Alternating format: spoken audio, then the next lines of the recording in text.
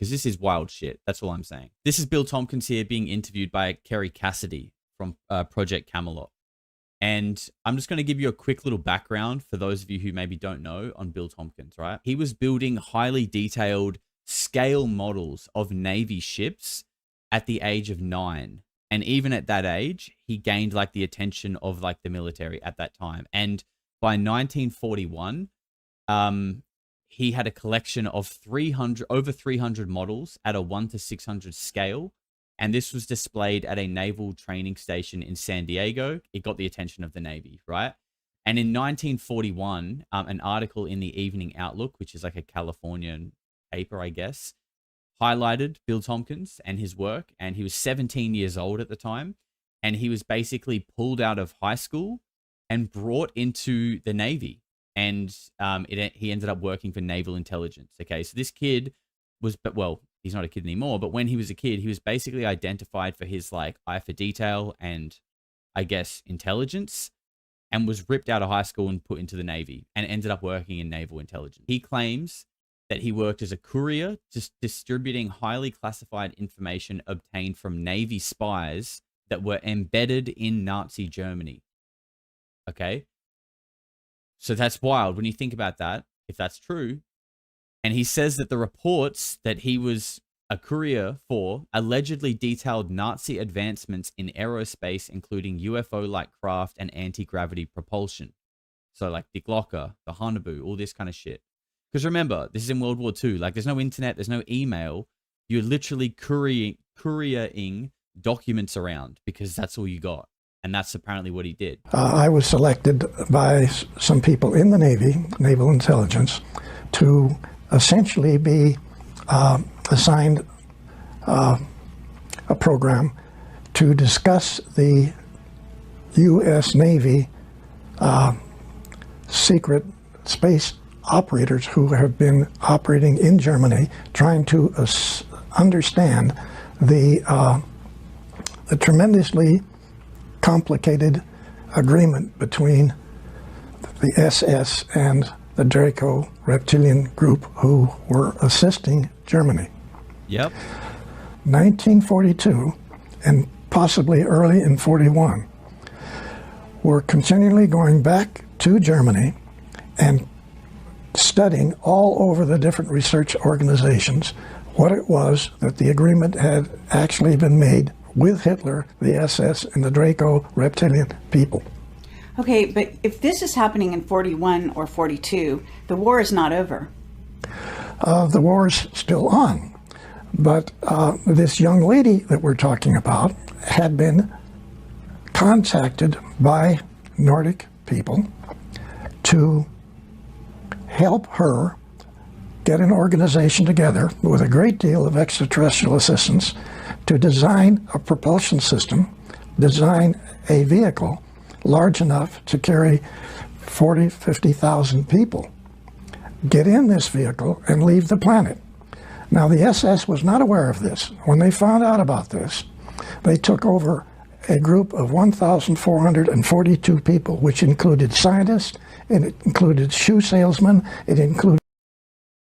Yo. Shoe salesman? That's crazy. Tony Rodriguez in the last episode was saying they were trading shoes out in space.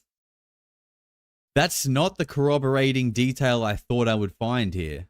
That's the second person involved with secret space programs that's talking about taking shoes out in space. That's so weird. Humans are literally just shoemakers for the rest of the galaxy. That's our role in the cosmos. We make sick kicks. And like, you know what's also weird is like, yo, if you're enjoying this clip, make sure you subscribe below and head on over to the main channel if you want to watch the full replay of this video. You might even be able to catch one of the streams live one time and get involved in the chat as well. All the links you need will be down below. It's very easy to say this is all bullshit for sure because it's so out there. But, you know, this guy's background and credentials are a fact. Okay, this guy worked for all these top aerospace companies, World War II, naval intelligence. So if this guy is telling us bullshit, then that's really concerning as well. Like if a guy with this kind of background, who he just said he he just said before he's still involved in the Navy in some capacity. So if the Navy is coming out and like intentionally trying to bullshit us with this, then that's scary. That's weird and scary. And then if it's all true, that's also weird and scary. So like there's no sort of like nice, easy answer to this. We're going to be working with the Draco Reptilian group. So now we have two groups that we can get, and we can cut into them anytime we want. We can take it over again anytime that it was necessary. So actually, they allowed the second time for this group to design and build these spacecraft transports, with which many of them later on, even during the war and after the war, to leave the planet. Some of them went out and came back. They actually had large facilities that they utilized as in underground facilities in Antarctica. The Draco Reptilian people had two enormous caverns. And I don't want to get off into that subject now. We can talk about it later. But there are caverns all over this planet which different extraterrestrial civilizations have been using. I'll put my hand up and say I'm on board with Hollow Earth. If there's anything going on like this, it's happening underground 100%. I mean, I think the evidence really points to that. And you know, that a lot of that evidence, like a lot of the evidence is just people saying it, right? And that's not good enough for some people, and I understand that. But individually, it's not good enough. Get that.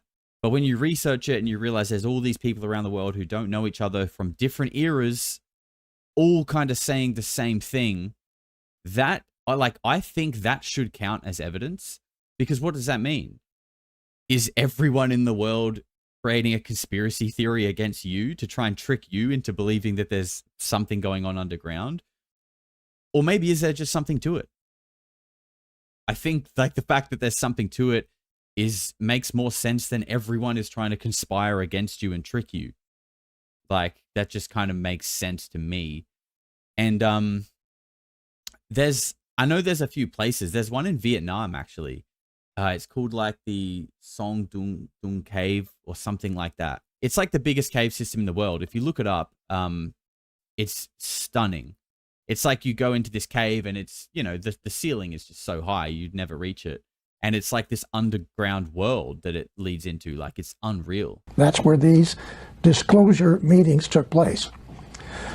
So these operatives then brought back this information, which is even Admiral Riccobata said, "I don't believe one word you're saying, young man." That came up over and over. Okay, can I ask you the name of... Bill definitely keeps Werther's in his pocket. Bill's definitely like a handkerchief Werther's original type operator, 100%.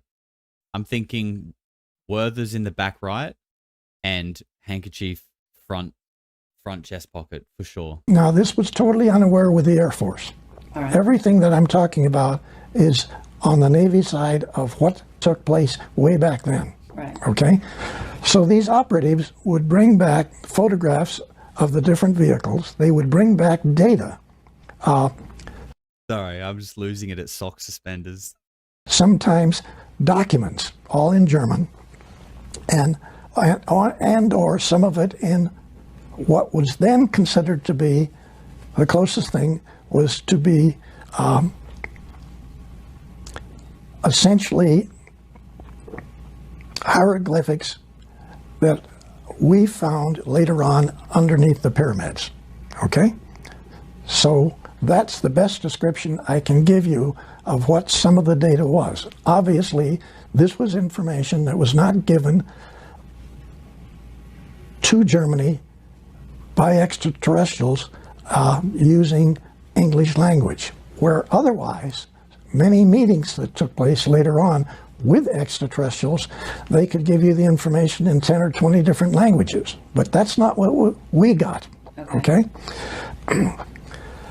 So they would actually attempt to tell this panel everything that they were able to find and what was most important.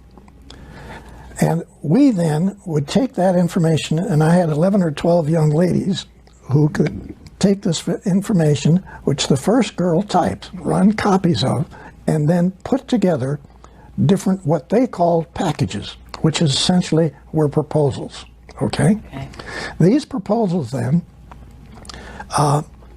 were then to be disseminated around the United States in secret facilities. Again, if this is true, what we're hearing, and like, it's, how far do you want to take it? But like, yeah, I definitely believe that the Germans were ahead technologically, and they probably were messing around with some kind of saucer-shaped, bell-shaped crafts for sure. So if that is true, like if that part is true, if you believe up to there, now we're hearing from Bill Tompkins how the Americans found out about all of this. This is what we're hearing now, how this kind of information came into the hands of the intelligence parts of the American Navy and military, I guess by extension. Australian Admiral Josh. Yep, I'm Rico Barter reincarnated. Yep. I wonder if they realized that Rico was actually just his nickname, like Australians put O on the end of everything. His name was actually Rick, and he probably just rolled up like, "Hey, I'm Rico," and they were probably like, "Oh, Rico Barter." Secretary of the Navy Forstall selected a man who never went to Annapolis. Listen to what I'm saying. Every PhD on this planet, whether they're for science or for medicine, have been given incorrect information for thousands of years about the history of this, not just this galaxy, the universe. They have been given information which was controlled by Draco, Reptilian, and other extraterrestrials not to know what was really going on. So every book in every university on this planet had misinformation about every field, every technical field you can come up with. Remember what Matthew Brown said? We live in a lie. We live in a carefully controlled reality. Lines up with what Bill Tomkins is saying for me. It's all coming together, isn't it? All coming together. And hey, let's not forget what Gary McKinnon saw.